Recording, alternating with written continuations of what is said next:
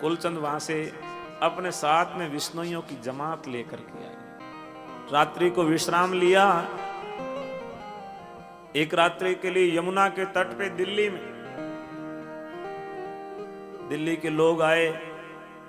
जो लोग जमुना जाते हैं, जल लाते हैं, जमुना के तट पे विष्णुई ऐसे विराजे हुए हैं जैसे कोई मानसरोवर के तट पे हंसों की टोली बैठी है। सबके साफ सुथरे उजले कपड़े, और इधर सूर्य का उदय हुआ है और इधर सब विष्णु स्नान किए हुए, कोई संध्या कर रहा है, कोई अपना पूजन कर रहा है, कोई यज्ञ की तैयारी कर रहा है।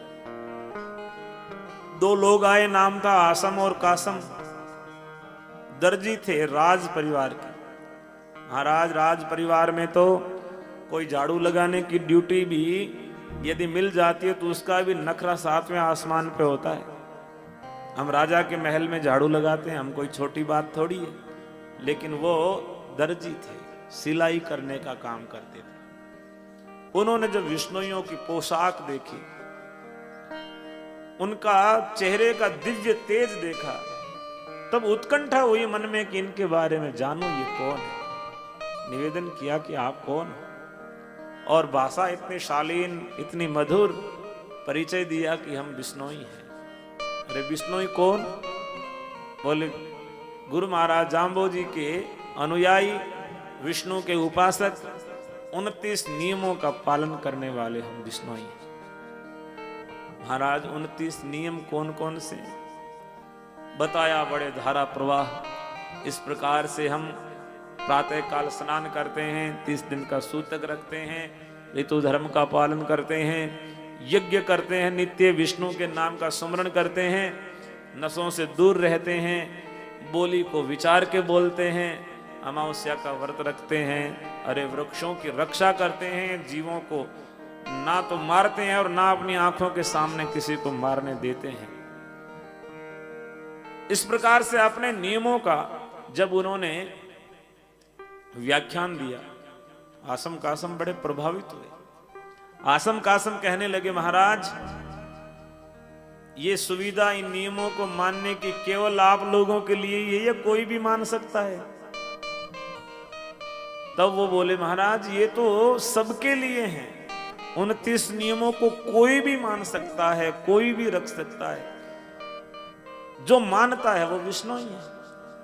आसम कासम ने कहा कि हम यहां से जा तो नहीं सकते आपके साथ में, लेकिन हमारी बड़ी इच्छा हुई आपको देख करके कि हम भी विष्णु ही बने। तब कहा कि आप नियमों को रखो, आपको लाभ होता है, तब आप जो है गुरु महाराज के पास में जाके पहल लेना, नहीं तो आप नियमों को रखोगे तो आपको लाभ होगा, जुगती मिलेगी। जहां जीवन की विधि जानी, जीव उतड़ा कुछ लाहो, होइसी मुआ न आवत हानि। आसम कासम ने कहा ठीक है, हम इन नियमों को रखेंगे। बंधुओं, ये कथाएं हम सबके लिए प्रेरणा है। हम सबको क्या करना चाहिए, हम सबको क्या सीखना चाहिए। आज हम 10-20 विष्णुई एक साथ कहीं जा रहे हैं, 5 लोग एक साथ जा रहे हैं, या बहुत से लोग रास्ते में पैदल आ रहे हैं, मेलों के लिए निकले हैं, कोई गाड़ी लेके आएगा। कहां जा रहे हो? कि मुकाम जा रहे हैं, मेले जा रहे हैं। आपके रास्ते में आपका आचरण कैसा होना चाहिए? आप लोगों को प्रेरणा दे करके आते हो, या आप लोगों के मन में इस प्रकार का गुस्सा या नेगेटिविटी लेके आते हो? ये आपके ऊपर, आपके आचरण पे निर्भर करेगा। आप बड़े शालीन तरीके से, सभ्य तरीके से आ रहे हो, गाड़ी लाइन पे चला रहे हो, गाड़ी सड़क के नियमों का पालन करो, जहां रहो वहां के नियमों के हिसाब से चल रहे हो, तब लोग सीखेंगे कि भाई ये तो बड़े सभ्य लोग हैं। कहां जा रहे हैं? बोले ये मेले जा रहे हैं, गुरु जाम्बोजी के अनुयायी है। और कोई जब पूछ ले, तब विष्णुई के बेटे को कम से कम 29 नियम याद तो होने चाहिए, पालन करना तो अगली बात है। यदि नियम याद ही नहीं है तो कितनी शर्म की बात है। 29 नियम याद नहीं, किसको क्या परिचय दोगे? रास्ते में आपको 2-4 लोग मिलेंगे, ट्रेन में मिलेंगे, गाड़ी में मिलेंगे, बस में मिलेंगे, कोई भी पूछेगा कहां से आए हो, थोड़ा बहुत तो व्यवहार वार्ता का हो ही जाता है, तब सामने वाला पूछेगा बताओगे क्या, इसका मतलब तैयारी नहीं है कुछ भी। बाहर निकलोगे तो बहुत तैयारी के साथ में निकलना पड़ता है। कहना बहुत सरल है लेकिन करना बहुत कठिन है। 29 नियम याद होंगे तो आप बता पाओगे। अब कुलचंद सोनी के साथ में इतने लोग थे, आसम कासम, और आगे रास्ते में जो लोग मिलेंगे उन्होंने जो पूछा है, उनसे सीखा है, उन्होंने बताया है बड़े गर्व के साथ में, बड़े आदर के साथ में कि हम इस परंपरा को मानने वाले हैं, ये हमारे नियम धर्म है। क्या हम ऐसा बता पाते हैं? नहीं बता पाते हैं तो हमें विचार करना चाहिए। आप मेले जाओ, गुरु स्थल पे जाओ, तब सीख दे के जाओ, दूसरों को प्रेरणा दो अपने आचरण से। केवल जो है माइक लेकर के इसी में शिक्षा नहीं दी जाती है, आपको उसी प्रकार का आचरण, संयमित व्यवहार भी लोगों के साथ में करना है। मेले में बहुत से लोग जो है इस बात के लिए कि कूड़ा मत फैलाओ, गंदगी मत फैलाओ, हमारे पर्यावरण प्रेमी खम्मूराम जी और उनकी टीम जो है निरंतर गले में तख्तियां डाल करके घूमती है और लोगों को कहते हैं कि भाई गंदगी मत फैलाओ। हमें ही हमारे लोग कह रहे हैं गंदगी मत फैलाओ, इसका मतलब हमें पता ही नहीं है, बोध ही नहीं है कि ये मेला हमारा है और इस मेले को स्वच्छ रखना हमारी जिम्मेदारी है। गंदगी हम करके जाएं और सफाई कोई दूसरा आके थोड़ी करेगा। हमारे मेले में, हमारे गुरु घर में यदि हम गंदगी फैला के जाते हैं तब हम यहां से आके लेके क्या गए? जो देके जाएंगे वही तो हमारे जीवन में आएगी।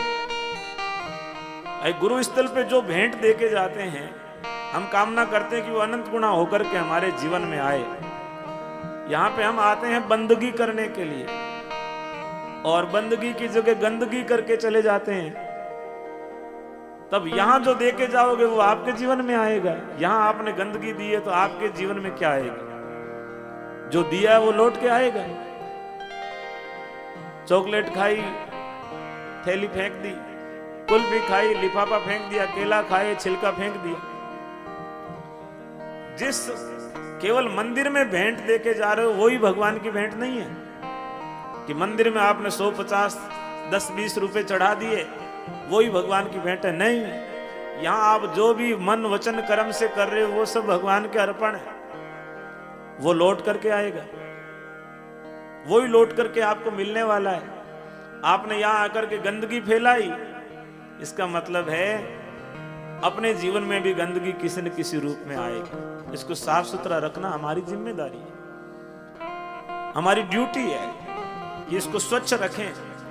कोई मेहमान आए, कोई दूसरा आए तो देखे कि इस विष्णुइयों के मेले कितने साफ सुथरे होते हैं। तो सिकंदर जैसे लोग, नियम का पालन करने वाला, धर्म का पालन करने वाला कभी भी दुर्बल नहीं होता है, कभी भी वो कमजोर नहीं होता है। उसकी शक्तियां स्वयं की भले ही कम हो, लेकिन यदि धर्म का पालन कर रहा है तो धर्म की पूरी व्यवस्था उसके साथ में खड़ी हो जाती है।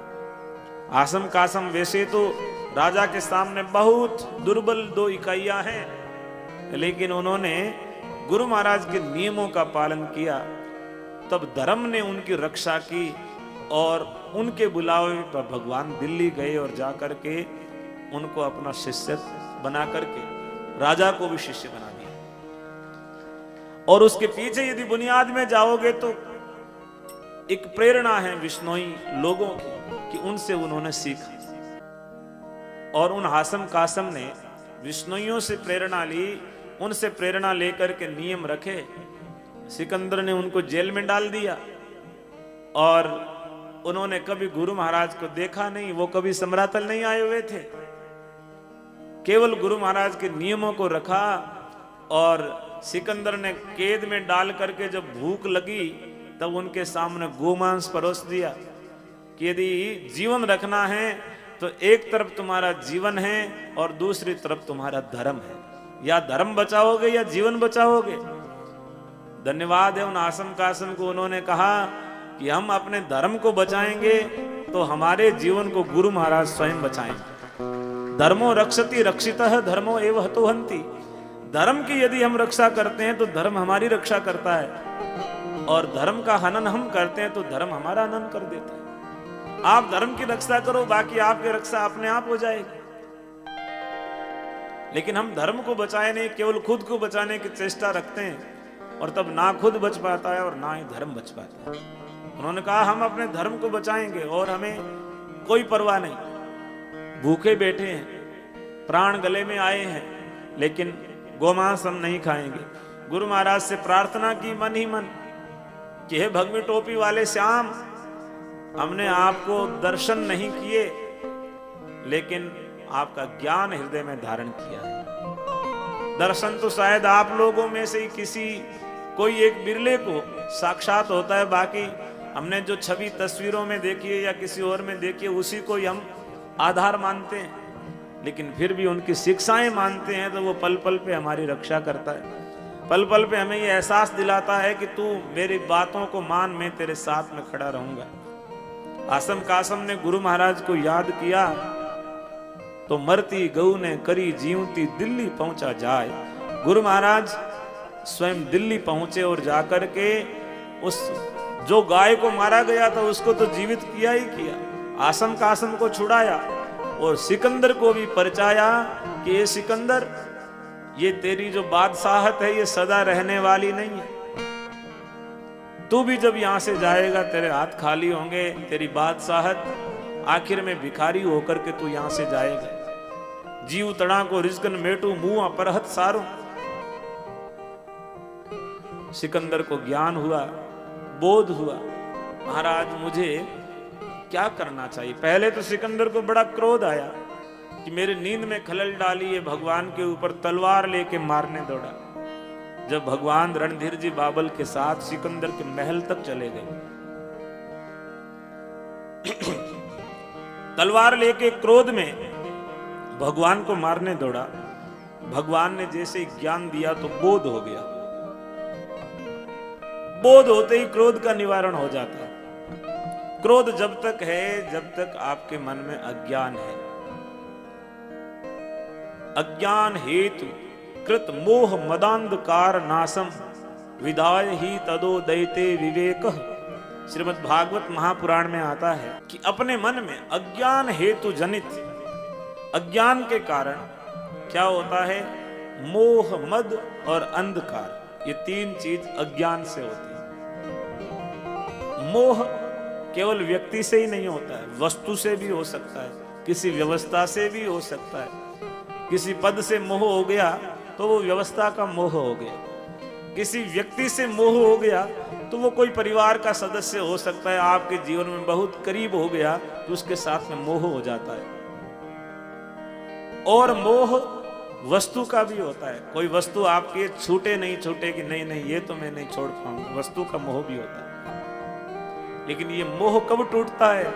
गुरु महाराज ने अपनी वाणी में कहा, गुरु धैर्य ज्ञानी तोड़त मोहा, अति कुरसणी सीजत लोहा, पानी छल तेरी खाल पखाला, सतगुरु तोड़े मन का साला, सतगुरु हाथों सहज पिछाणी, कृष्ण चरित बिन काचे करवे, रयो न रसी पानी। गुरु महाराज कहते हैं अपने मोह का निवारण करना है तो गुरु धैर्य ज्ञानी, ज्ञानी होना पड़ेगा, ज्ञानी गुरु की। यदि आपके अंदर ज्ञान नहीं है तो किसी ज्ञानी गुरु की तलाश करो, वो तुम्हारे मोह का निवारण करेंगे, तुम्हारे क्रोध का निवारण करेंगे, क्योंकि बोध दे देंगे। जैसे ही उजाला आता है अंधेरा अपने आप चला जाता। अंधेरा अपने आप में उसका कोई अस्तित्व नहीं है, अंधेरे की कोई अवस्था नहीं है। प्रकाश के अभाव का नाम अंधेरा है। जैसे ही प्रकाश आएगा अंधेरा जाएगा, दोनों एक साथ नहीं रह सकते। भगवान ने सिकंदर को उपदेश दिया कि तूने दूसरों का शोषण करके, यद्यपि तेरा नियम था कि तुझे दूसरों का पोषण करना है, लेकिन तूने पोषण कम किया, शोषण ज्यादा किया। अब इस नीति को छोड़ दे और अपने उदर का पोषण है वो भी मेहनत करके करो, परिश्रम करके करो। सिकंदर ने आज संकल्प ले लिया मन में कि मैं जो है अपने जीवन का निर्वाह अपनी 2 रोटी मेहनत करके परिश्रम करके कमा करके खाऊंगा। बड़ा सुंदर संकल्प गुरु महाराज से पाया। मान्यो सील हकीकत जाग्यू हक की रोजी धायो, ऊनत नाथ कुपे का पोहमा आण्या पोह का धुर पहुंचायो। गुरु महाराज कहते हैं कि मान्यो सील, वो मान गया और उसने सील और संयम को जीवन में धारण किया और अपने हक की रोजी खाने का नियम सिकंदर ने।